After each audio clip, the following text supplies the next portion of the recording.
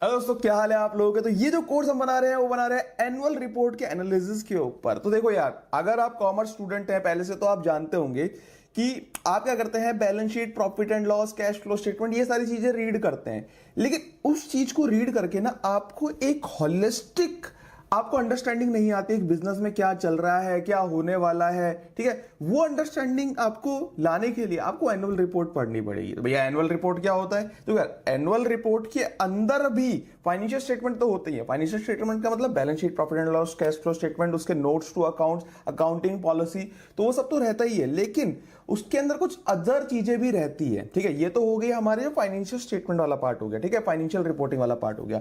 Now other thing, जैसे उसमें क्या रहता है, कुछ स्टैट्यूटरी रिपोर्ट्स रहती है। ठीक है, उसमें कुछ ऐसी रिपोर्ट्स रहती है जिसके अंदर क्या होता है कि जो मैनेजमेंट होता है वो आपको बताता है कि यार पास्ट में क्या रहा। ठीक है, वो डिस्कशन करता है, मैनेजमेंट डिस्कशन करता है और एनालाइज करता है कि पास्ट में क्या रहा, फ्यूचर में क्या रहने वाला है, हमारी अप्रोच क्या थी पहले, अब हमारी अप्रोच क्या रहने वाली है, इंडिया की इकोनॉमी किस तरीके से है। ठीक है, वर्ल्ड की इकोनॉमी किस तरीके से काम कर रही है। तो ये सब मैनेजमेंट डिस्कशन एंड एनालिसिस के अंदर आता है। ठीक है, जो कि एक पार्ट होता है एनुअल रिपोर्ट का। ठीक है, उसी तरीके से कुछ एनालिटिकल चीजें दी जाती है जिसके अंदर बताया जाता है कि कंपनी की परफॉर्मेंस किस तरीके से रही है। ठीक है, ईयर ऑन ईयर। ठीक है, वो किस तरीके से कंपनी ने कैसे क्या चीज अचीव करी है, कंपनी की एक ओवरव्यू दिया जाता है कंपनी के बारे में। तो ये सब चीजें, काफी सारी और भी चीजें रहती है जो एक कंपनी के एनुअल रिपोर्ट पे रहती है।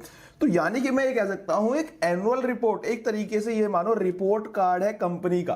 क्या है? Report card. जैसे आप जब आप एग्जाम देकर आते थे तो क्या होता था, एक रिपोर्ट कार्ड आती थी, आपके पूरे साल की जो मेहनत थी वो एक दो पेज के अंदर आपकी लिखी होती थी। उसी तरीके से एनुअल रिपोर्ट होती है। ठीक है, जिसके अंदर पूरी कंपनी ने जो भी चीजें करी वो सारा का सारा उस एनुअल रिपोर्ट में डाल दिया जाता है।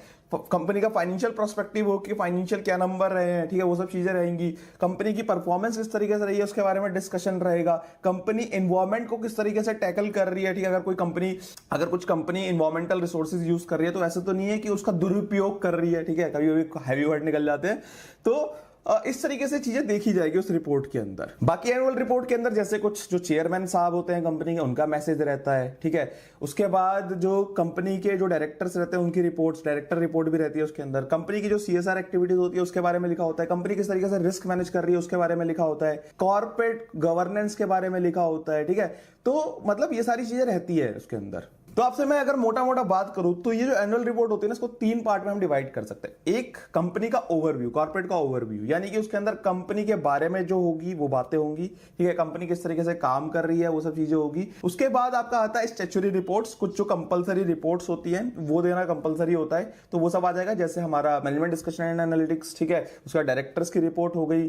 तो ये सब चीजें जो होंगी वो हमारी स्टैट्यूटरी रिपोर्ट में आ जाएगी। अब हम डिटेल में डिस्कस करेंगे क्या क्या आएगा, लेकिन अभी क्या आपको मैं बता रहा हूं। उसके बाद आपके फाइनेंशियल स्टेटमेंट जो है वो आ जाएगी। ठीक है, तो तीन पार्ट के अंदर हमारा मोटा मोटा डिवाइड हो जाता है।